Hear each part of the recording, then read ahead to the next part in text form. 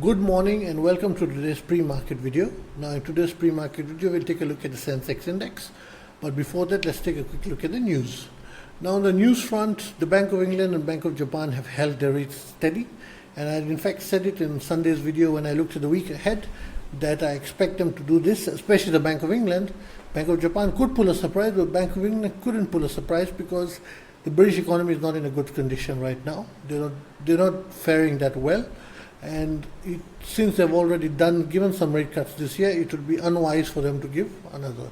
Unlike India, where we have not even started the rate cut cycle, we're way behind in the rate cut cycle, according to me, as the RBI is asleep on the job.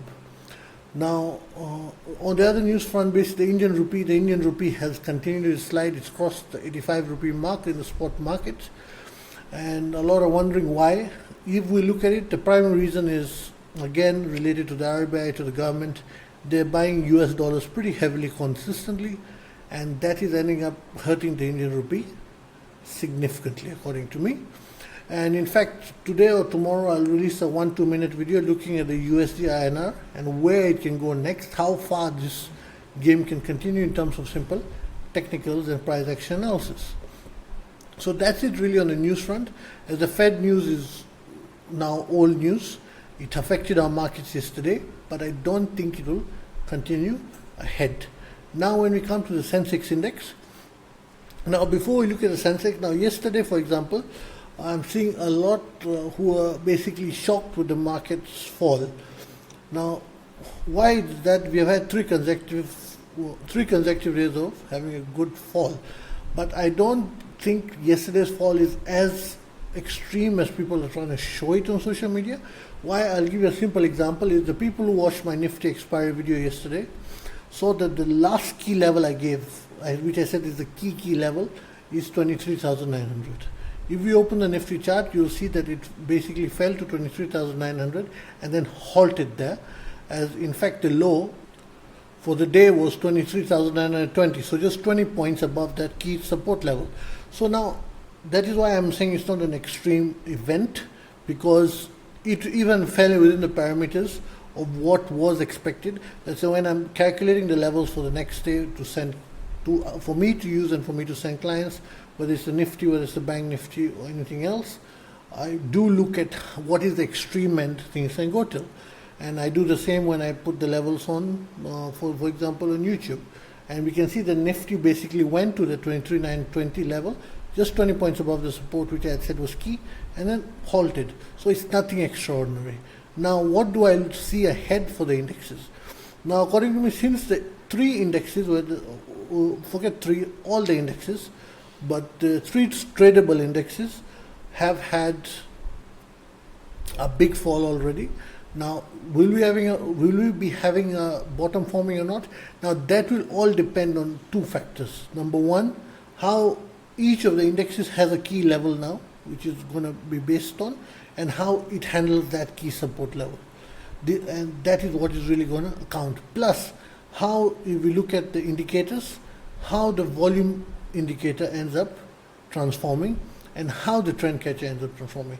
This is if you are using the trend catcher indicator, if it breaks this high, basically this peaks in the indicator, then it will end up going and forming a base.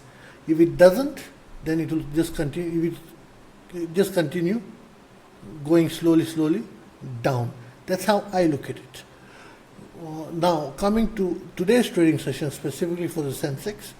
Now when we look at the Sensex specifically and we pop on its levels, now according to me, as long as the Sensex is between 79,600 and the low of yesterday, which is roughly 79,230, we are not going to go anywhere. Now these are not my levels, which quant levels. These are simple price bar levels.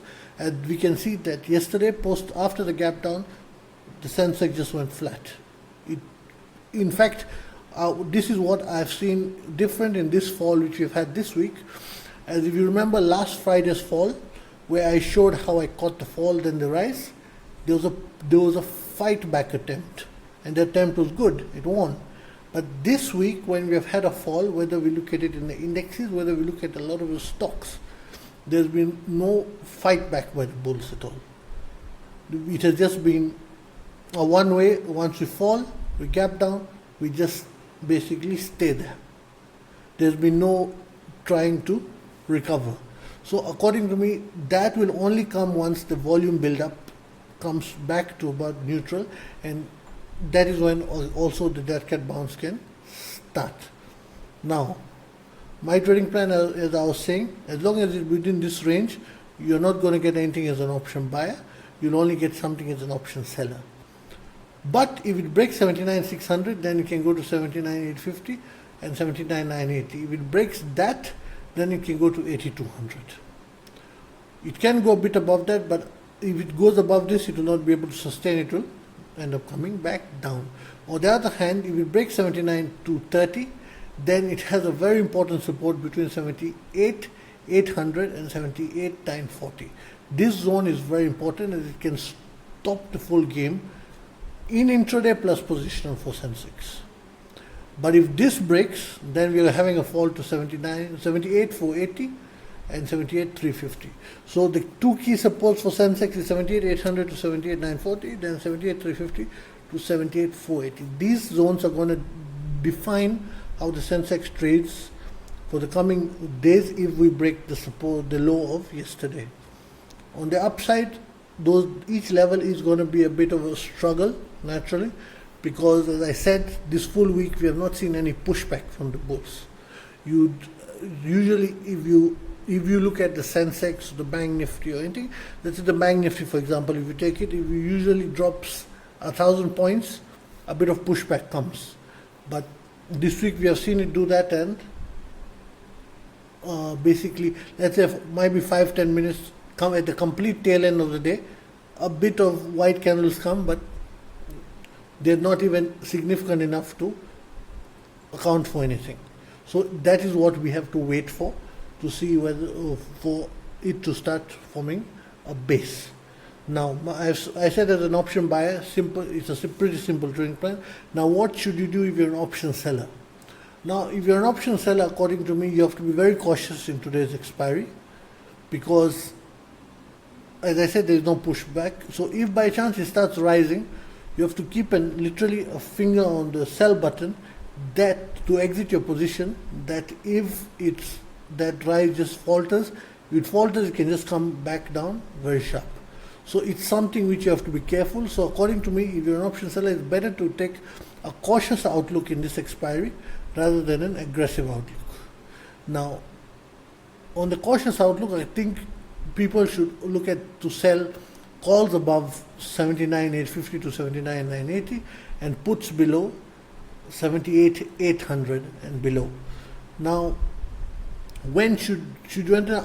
The issue with today's expiry is, due to what has happened this whole week with no pushback, the open of the market is pretty uncertain. So what I would suggest, what I will be doing is, I will let the first 15-20 minutes of the market pass for option selling. For option buying, if the opportunity comes, I jump in. I actually prefer to jump in immediately after open, as that's when the best trades do come in the Nifty, Banknifty especially. Now, but for the option selling side, I'm going to let the first 15 to 30 minutes maximum cross. Then I will take a decision on whether I'm going to enter call and put sells at the same time, or I'm going to enter one side first and then another side next. But that will all depend on how we are treating either these levels or how we are treating these levels. Or if we are in this range still, then I'll enter both sides at the same time and enter gradually across the day, increase my quantity while keeping a tight profit stop.